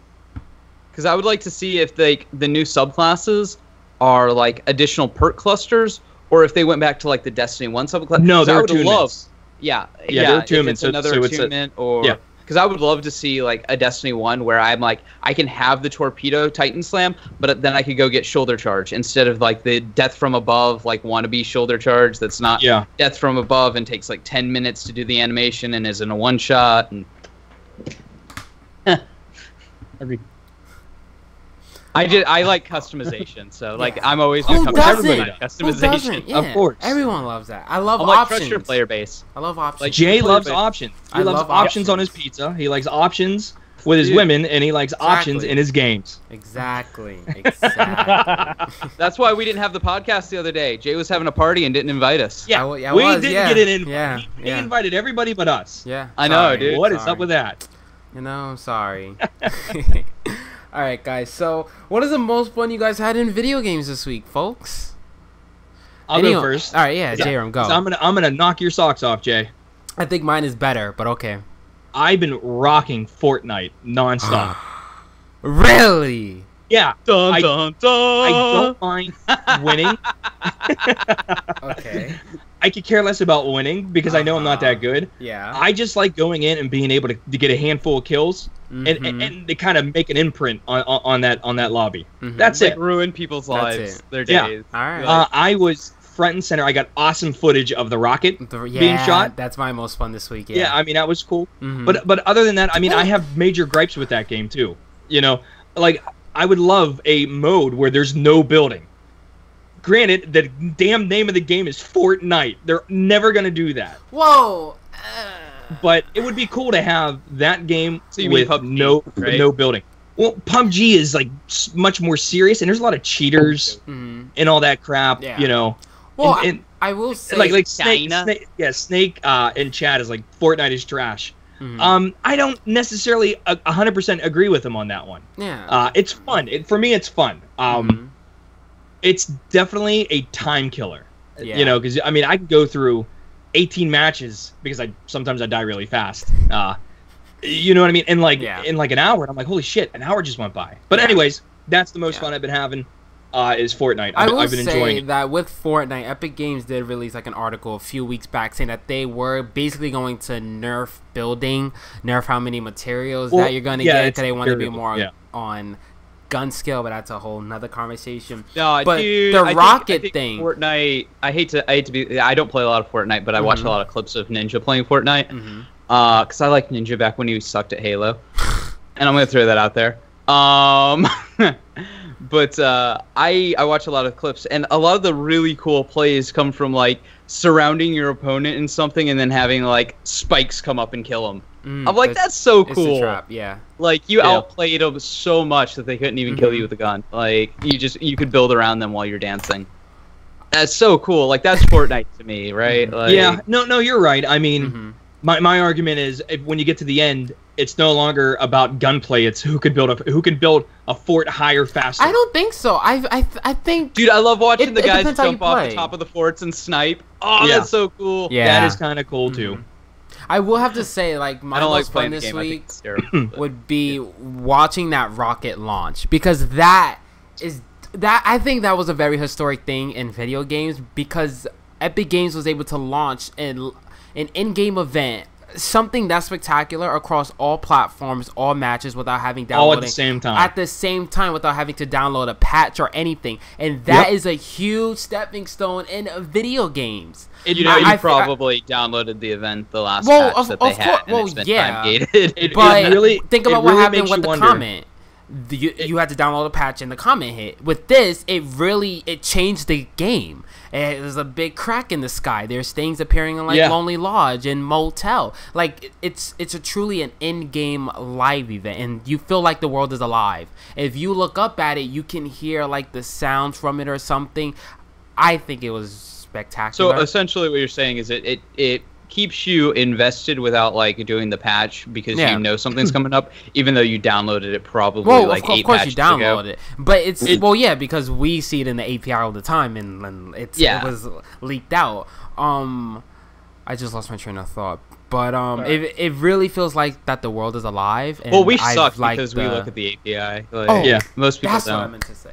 Fortnite is not really just a battle royale game anymore. It's definitely changing with all these LTMs now. We have like the 50v50 now. Like that changed. Like that's changing. The playground mode, which I've been watching all week, is still delayed. There's some new things coming. Like it's really more than just a regular game now. Battle royale game. Which it really makes you wonder, or makes you think like, man, every time they step up to the plate, it seems like they hit a home run. And then you look at other game developers, and it's like, you guys are lucky to even get a swing. It's just that like the amount of money they are making off the game, their technology is improving. They made, I think it was $300 million in May across all platforms, because now they have the Nintendo Switch. Android is going to be dropping either in late July or early August or something like that. And the PvE version, Save the World, that's about to be free soon. I think the Fortnite thing is they've really ingratiated themselves to the player base. One, it's a free game, right? So we look at Destiny, and we're looking at Forsaken, and that's $40. And, you know, a lot of people bought Destiny 2, and this is a weird Destiny situation. Not a lot of games are in this situation, where people spent $60 for Destiny 2, and then it sucked, all right? But Destiny 2 has a big enough fan base that people always want to see it get better. Most games would have just died. Like, let's be honest. You're hemorrhaging that much of a player base really, really quickly. You know, so now you have a weird kind of place where a lot of people didn't buy the DLC, and then Warmind didn't require Curse of Osiris to play it, and now you have Forsaken, and they're like, not only is Forsaken $40, but you have to buy the other DLC. They're gonna change that, dude. There will probably be a $60 you get everything version, but what I'm saying is, like, going in, a lot of people already have Destiny 2.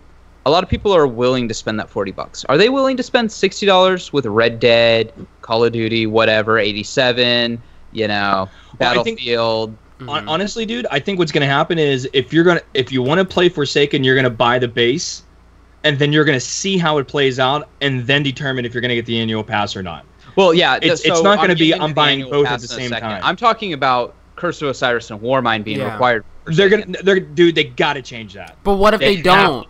But what if they don't? Hold on, and then don't. And then if they're not. If you want that, what I'm saying is, a lot of people are like, well, you don't have a problem paying $20 for a skin in Fortnite. It's a different ball game. I don't have problem paying $20 in a game that I've put 100 hours in for free.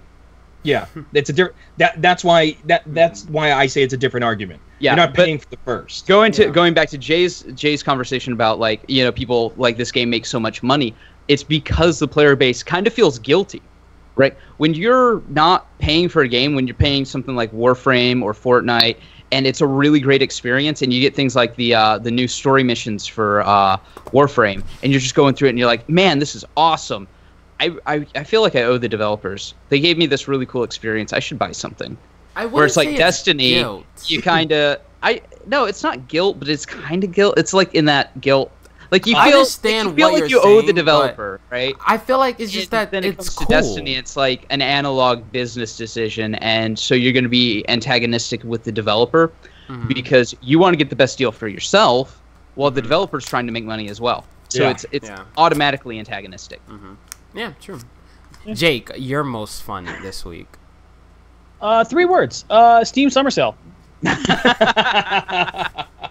I went. What did you get? I can't even tell you. I can't even tell you. I bought like like $40 worth of games. I don't even know what they're called, but they were $1, so you have to buy them.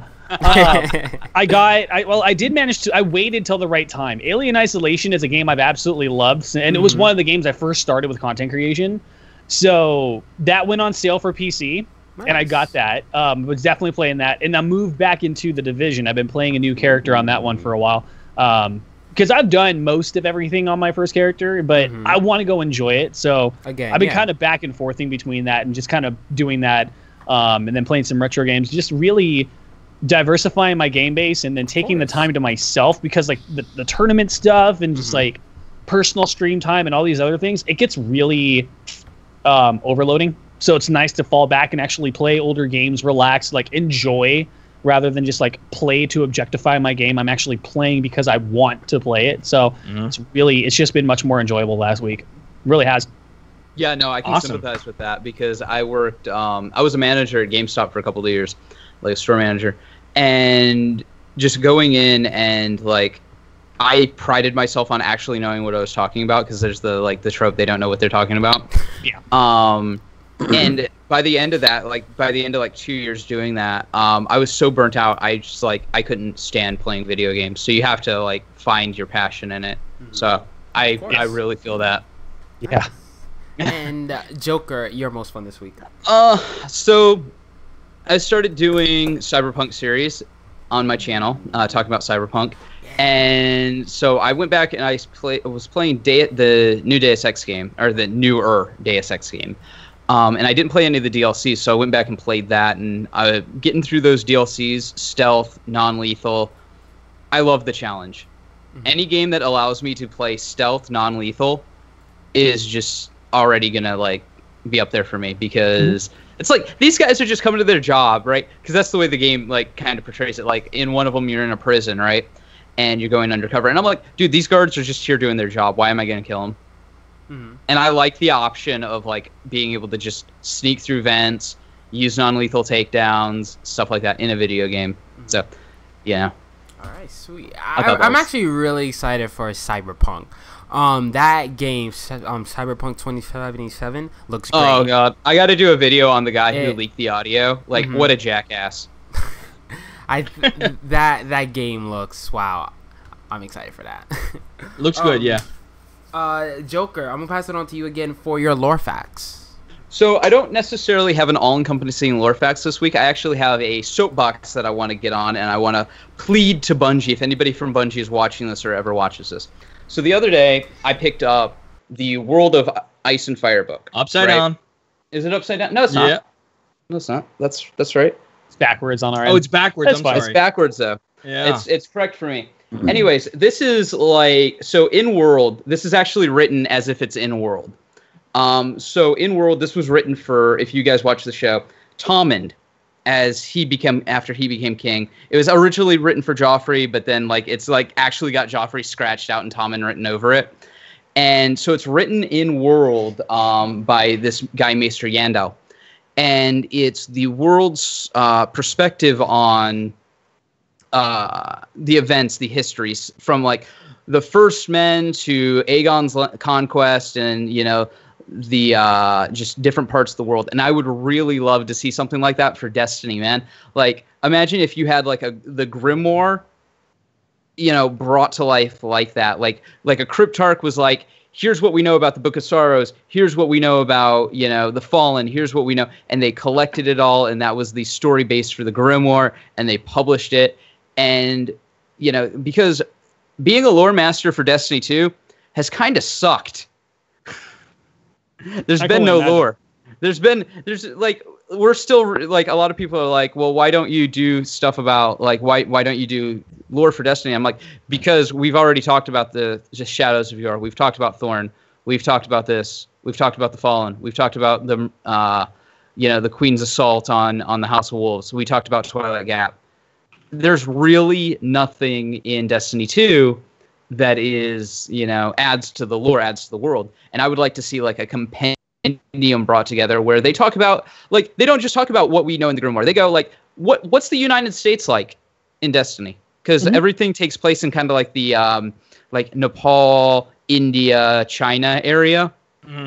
in Destiny. So it's like, what's the U.S. look like? What's what's Chicago? The swamps of old Chicago. Let's talk about that. What's South America look like? I remember one quest. It's like, hey, let's go to the Gulf of Mexico. Like, not one quest, but like one of the bots would say, there's a bounty for the Gulf of Mexico. And I'm like, dude, I live in Texas. What's the Gulf of Mexico look like? You know? Yeah. What do we think, about the different fallen houses? What do we know about, like, Chelchis, the Stone Kell?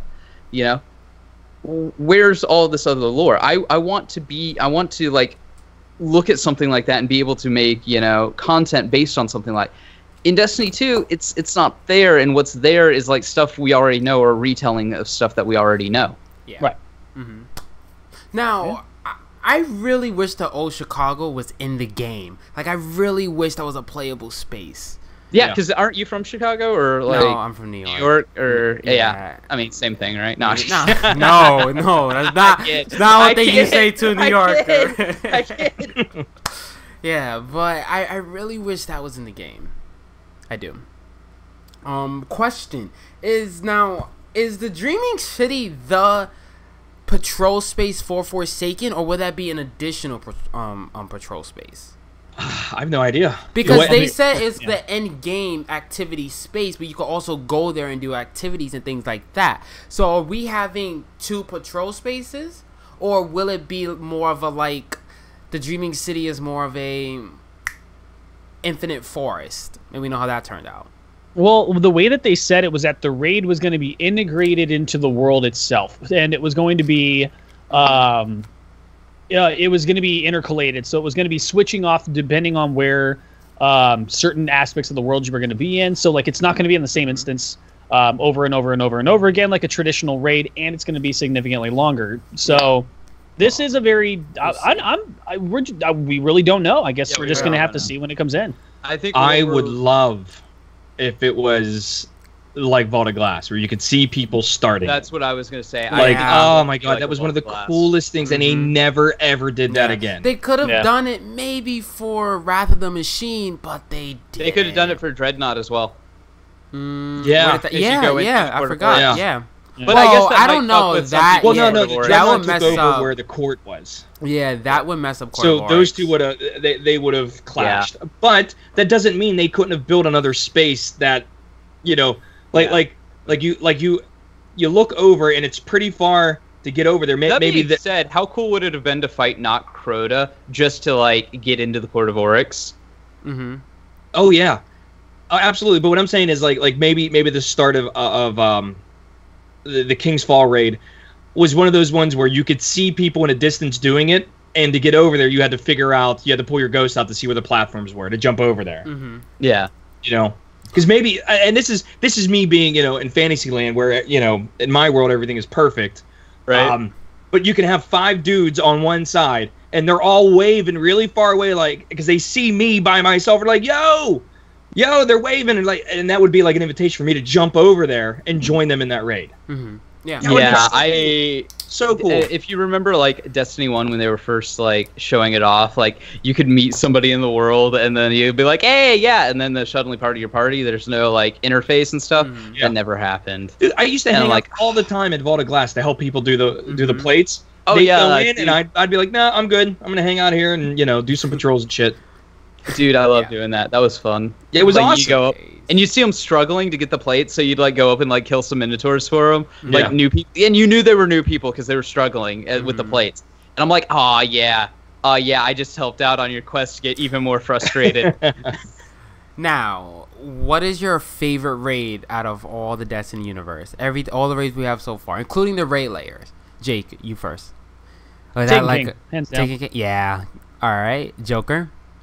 Vault of Glass, because it's simultaneously complex but simple. All right, J-Ram. This week I'm going to say King's Fall. Next week it'll probably be Vault, but it always bounces in between those two. For always me, bounces. Yeah, I would have to choose between Wrath of the Machine and King's Fall. I love Wrath because you're always moving, you're always running around, and the Axis fight is so much fun. Same thing for King's Fall. I was always the runner because I love to run around and things like that. Yeah. So the only time I did not like Vault, like I liked original Vault a lot more than I liked after post-patch Vault, where they because you could assign runners in the people who would go into the shield world and stuff like that to go get the shield, the future and the past. You could assign that, but then they're like, oh no, that's a glitch because reasons, and then they made it to where it was just random, and I'm like, you know, I like the ability to assign people. I'm gonna change my answer. I'm gonna go with Wrath. It's because we have an English teacher on. You want to plagiarize me, right? No. I was going to do that. You convinced him. Your cool fact, but no, Jay, you're right.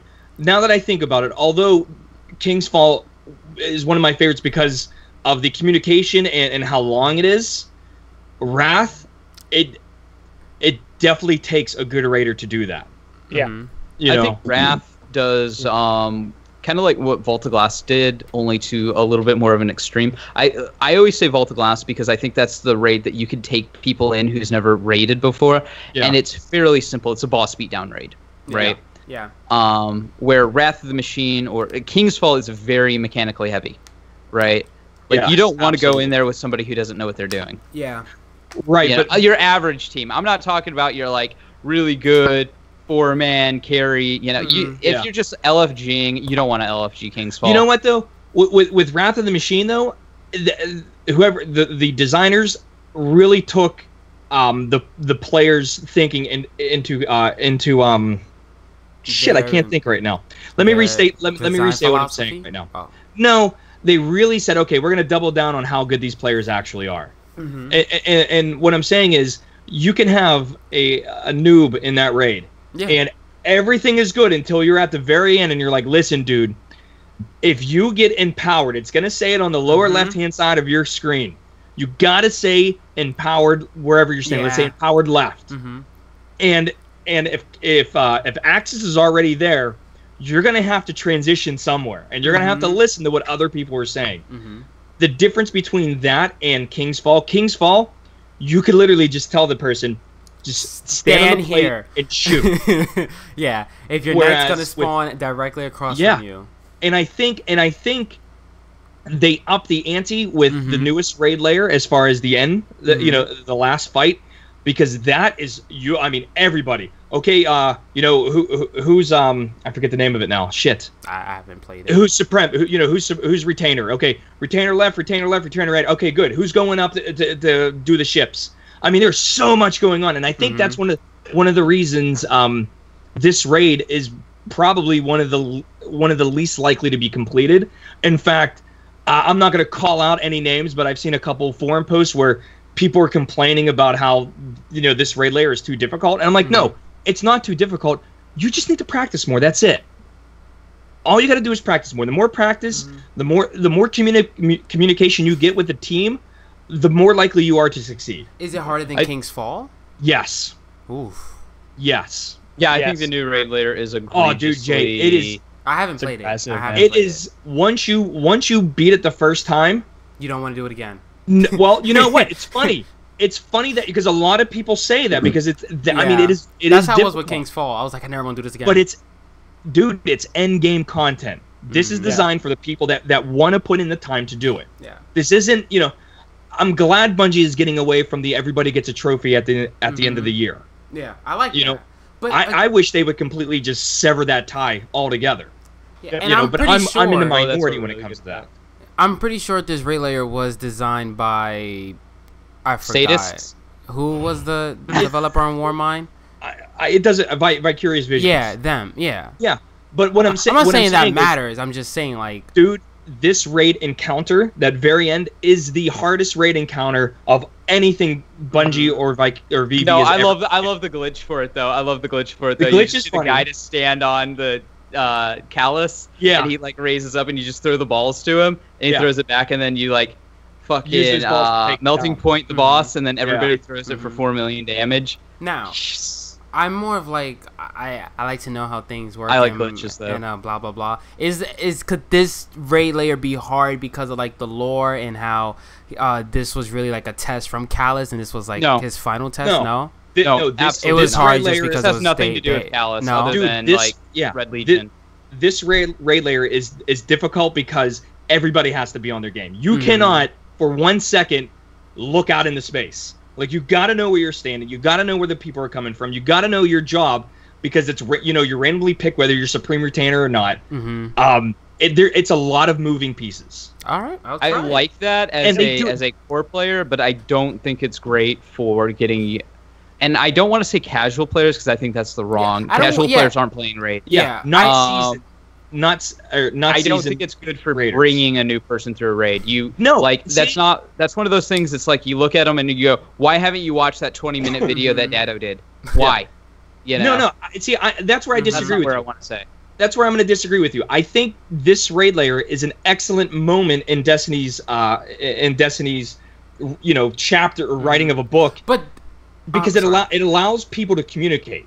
We probably agree, but for different reasons. Probably, yeah. If you got a bad teacher at the front of the room, no one's going to learn. That's true. No, exactly. But if you allow that student to engage in the activity, and if you allow that student to fail, and then go, okay, why do you think you failed there? What do you think happened there? And they go, well, you know, I didn't stand on the plate when I was supposed, or I was standing on the plate when I was supposed to, and the Colossus came down and killed me. Okay, good. I'll call it out next time. Just be aware of that, you know? It just so happens that people get so frustrated so fast because they expect everything to be given to them. That's what makes this so difficult, because they're not getting it the first 10 tries. Also, a majority of players playing this will also be LFG groups, and they are having troubles completed. I feel like a raid should be in between the difficulty of like King's Fall and Wrath of the Machine. I feel like raid should be like that. I think if you have a prestige, that's the place should be hard.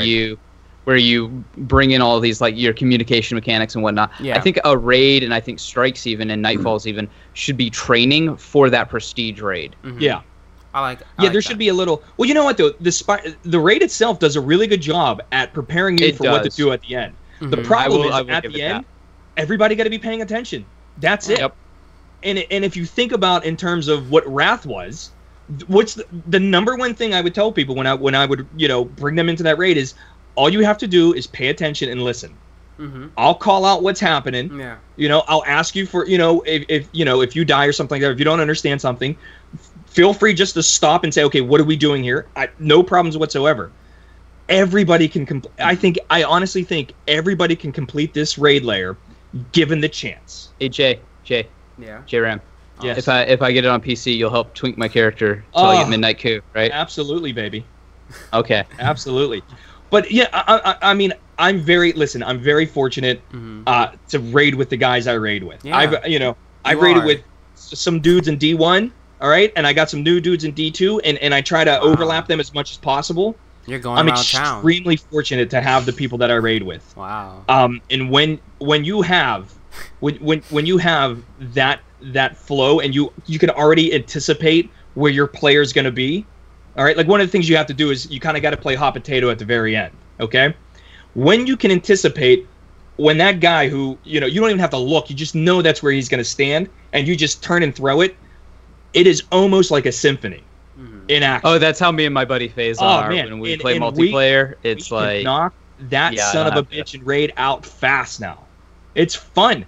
It took us the first day when it came out, you know, the one guy I play with, he literally did the raid for 10 hours that day and still didn't beat it. But he said, dude, it was a learning experience. It's what I had to do to reach that pinnacle. He was willing to put the time in. That's it. That's what it boils down. Green background guest. How do you feel about the raids? Oh, me? Yeah. Have you completed Spire of Stars? Once. What did you think? Definitely much more team-based than I think any raid has ever been.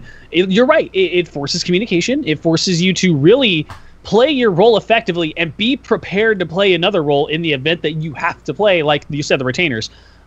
If everybody has to know truly where everybody belongs, and if you are out of step, then it could be to the detriment and you'd have to restart. And I think it's great. I think this is a really great foundation for what they're going to be doing in future raids. I think the next raid's going to be, bar none, probably the best. I'm confident it's going to be the best one that we've ever had, because it's going to integrate all of these new mechanics, all of these new customized, all of these new play styles, and whatever you want to call it. Yeah. And it's going to force you to, like, as a true raid, communicate and play as a true team. There's no breadwinner in any of this. There's no one person's better than another. It's if you are not equal, you're gonna fail. And I like this. This is the challenge that we have needed raids to be since after Taken King. I think Taken King really was a pinnacle outside of Wrath of the Machine that D1 had, but we haven't had that since. And I mean, if you look at the way that the raids are in D2, you could slam both raid layers together, put the Leviathan in it, and have one raid, and that would be a full culmination. Oh, that would be raid. really fun. Yeah. I would love that. Yeah. Like if I didn't have to orbit to do it, oh yeah, dude. 100%. That if you put all three of those together and you called that one raid, that would have been much more satisfying than bringing out the Leviathan, dropping it, giving us 2 raid layers, and then calling them 3 separate raids. And I would much rather have preferred it. Like, you're in the middle of doing, like, pools or something, and Callus is like, oh, there's something in this engine room. I need you to go. Will you go take care of it for me, champion? And then you go down and you fight the Eater of Worlds raid. Yeah. Dude, that would be so fun. Yeah. Yeah, absolutely. I think that's what I think the Leviathan and the 2 raids, when you add them together, is what we were expecting a raid to be in Destiny 2. Yep. We just didn't get that. Now, why haven't you gone back in? Oh, just timing, because the only time I did it was a couple weeks before the tournament, which we just finished last weekend, and I was so busy. I had only streamed 3 or 4 times in the 2 weeks because I was so busy with the tournament setup, and it was just literally thrown in. They're like, hey, do you want to learn Spire of the Stars? And I was like, sure, that'd be great. So that was literally it, but it was fun. Yeah. Oh, man, and then, like, before you go fight Callus, the final boss fight with Callus, and then the game's like, oh, hey, I'm being attacked by the Red Legion, and the ship's being attacked, and then you go up and fight the thing, and then you go finally fight Callus. Yeah. I think that's so cool. And then you find out it's a robot. One of the biggest missteps is tying the loot to all 3 raids, like spanning it out. Yeah, that was a bad. I have no incentive to play Spire of Stars. Right, It doesn't upgrade my Legend of Acrius. It doesn't give me any really great loot. Yes, sure, the sidearm is Last Hope in a primary slot, and a lot of people like that. But I'm like, I'll just use Last Hope. I already have. Yeah, that was a bad move, you know. But I'm pleading. I plead with our community to not sit there and say it's too hard. Yeah, I don't think the raid. I think that is a lazy attitude. I'm pleading with you guys to go out, find people that you click with, and learn and get better. Yep. I agree with That's that. it. That's a great way to put it. Yeah, because, you know, let's be honest, nothing good ever came easy. You know, if you want to be, I mean, you know, some people may regard being an engineer as a very difficult major, and you know, and it's too hard for me. And it's like, listen, you can do it. Anyone can do it. Are you willing to sacrifice the time? I think our guest said it best at the very beginning of the show. Sacrifice. Yeah. And you want anything good in life, you gotta sacrifice. Man, oh yeah, no, I was talking to a guy who was like talking to Steven Sedgwick, guy who does a lot of really cool comic book art. And Steven comes into my chats, and I go into his chats, and we really click. And this guy had tweeted out asking about how to be a writer. Yep. And I said, the thing that you got to keep in mind is for every one sexy moment you see, like a influencer, YouTuber, comic book writer, author have, there's thousands of hours of just straight up grind into that. I saw a really interesting picture which had somebody on top of an iceberg, and they're holding like up a trophy, and it says like what the public sees, and then underneath it had like dedication, sacrifice, blood, sweat, tears, all this other stuff underneath the water of the iceberg, which is massive, and it says what the public doesn't see. Yeah, I mean, we got 2 teachers here, right? And I know what my wife goes through trying to, like, you know, do the Japanese, get to English degree, all the degrees and stuff that she needs. So I very much sympathize with what, you know, you guys have to go through. You know, not to stand up on my soapbox or anything, but when I was an undergrad and then I went to grad school and when I went on for my doctorate, I've lost friends, I've lost relationships. You know, I've changed my worldview on how I interpret things. It's because I sacrificed. Yeah. You know, I knew look where you are today. Yeah, I understood what I wanted my end game to be. Now I got married a little bit later in life than what, you know, most people think you got to be 25. By the time you're 25, 26, get married. I got married way later than that. I was 19. I'm yeah. How old were you? 19? I was No, when okay. I'd yeah. been living with my wife for a couple of years. I was 19, 20 when we got married. But like we've been together for 12 years. So like Okay, Awesome, okay. See, you're the exception. yeah. You're the exception to the rule. But you know what? At the end of the day, I'm glad I did it the way I did. I'm glad that I sacrificed that because my wife now is amazing. She brought me pizza. I know, dude. Dude, I saw that pizza. I'm like, where do you get it from? I kind of want some. Yeah, and I'm just very fortunate. I'm just very lucky, and I got here because I worked my ass off. Yeah. Yep. That's what it boils down to. Jake, you said it best at the very beginning of the show. I couldn't have said it better. That was a man. Those were such good words. Yeah. Just and it's so simple. Just sacrifice. Oh yeah. But you got to have that drive. If you don't have that drive, it's tough. And I get it. You got to find some sort of inspiration. Yeah. Oh yeah. Whatever it is, man. Whatever it's working because you love a dog, or because you have a kid and you want the kid to eat at night. Whatever that inspiration is, you grab it and you hold on to that and you just run with it. Yeah, and All I right. never understand the I'm off the soapbox. backlash that people get. Oh, sorry. And I never understand the backlash that people get. Oh, you're just doing this for money. Yeah. Yeah, money's part of it. Like you gotta live. I'm exactly. sorry. You gotta eat. Like, come on. Gotta go to Chipotle. There you go. Oh yeah. All right, guys. So, tell me something I don't know, guys. Joker, you first. Okay, hold on. I had a really good one up. Okay, so karaoke. We're all familiar with karaoke, right? Yeah, of course. Yeah. It's actually a Japanese term meaning empty orchestra. It's an import from Japan, and in that country, karaoke bars are both for pleasure and business. Apparently, taking a client to a bar and singing to them literally can mean the difference between getting a contract and not getting a contract. Oh wow, that's a cool fact. I like that. It's just such a cultural thing. Yeah. And actually, I seen that because I went to Hawaii a couple months ago, and it's very Asian. There's a lot of Asian influence because apparently it's only like $100-$200 to fly from Japan to Hawaii. Oh wow.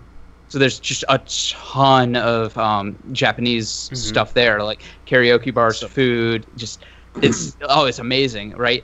My wife was actually just talking to random people, and I'm like, okay, this is weird, but whatever. Like on buses and trains and in like restaurants, like we'd go to, and she'd order in Japanese and stuff, and because she's really trying to hone her skills at it. And so yeah, it's very interesting how like we kind of look at that and like that's just something fun to do, but like that bonding thing is like very cultural there. Nice. I would love to go to Japan one day. That's one of my goals in life. I'm like really looking forward to it, but in the back of my mind I'm like, I'm gonna hate this. Good luck out like, there. The honeymoon like week goes off, you're like, oh yeah, I got through all the crap. I got my apartment or my house. I got a car finally, or whatever. I got whatever I need to like survive there. You get everything set up, and then you get your first week and like everything's good, and then the week after that's like I can't. For me at least, it's like I can't really speak the language. My best Japanese is like Nihongo desu ikarimasen, which means I don't understand Japanese. Good enough. Good enough. Jake, tell me something I don't know. It's actually, I'm going to split it because there's two different things that came into my mind, and it's going to blow your mind. Number one, there's only one letter in the 26 letters we have in the alphabet that ever does not show up in a state, and that is the letter Q. True. If you think about it, every other letter is represented in some way, but that is the only letter that never shows up in any of the states in any way. And then number two, before people realize this, we go to McDonald's to get fast food because it's food fast. They started out as a regular restaurant. They actually serving steaks and burgers and a whole bunch of other things. They also had, and this is very true, you can look it up, bubblegum flavored broccoli. They found a way to cultivate their broccoli with bubblegum sugars, and they actually grew and made broccoli that they would serve to people, and it tasted like bubblegum. And it was not the world's greatest item, but that was a very unique thing that kind of put McDonald's on the map. So there's another interesting thing you didn't know. Dude, that is, yeah. I took my wife to like a really fancy restaurant for Valentine's Day, and this restaurant was like they would come out compliments of the chef, and I'm like, great, here we go with this bullshit. This it compliments my ass. It's probably on the bill somewhere. I just don't see it. But it was cauliflower ice cream. Yeah. What? They put it down in front of me, and the girl's like, "It's cauliflower ice cream with this like chocolate balsamic topping on it." All right, yeah.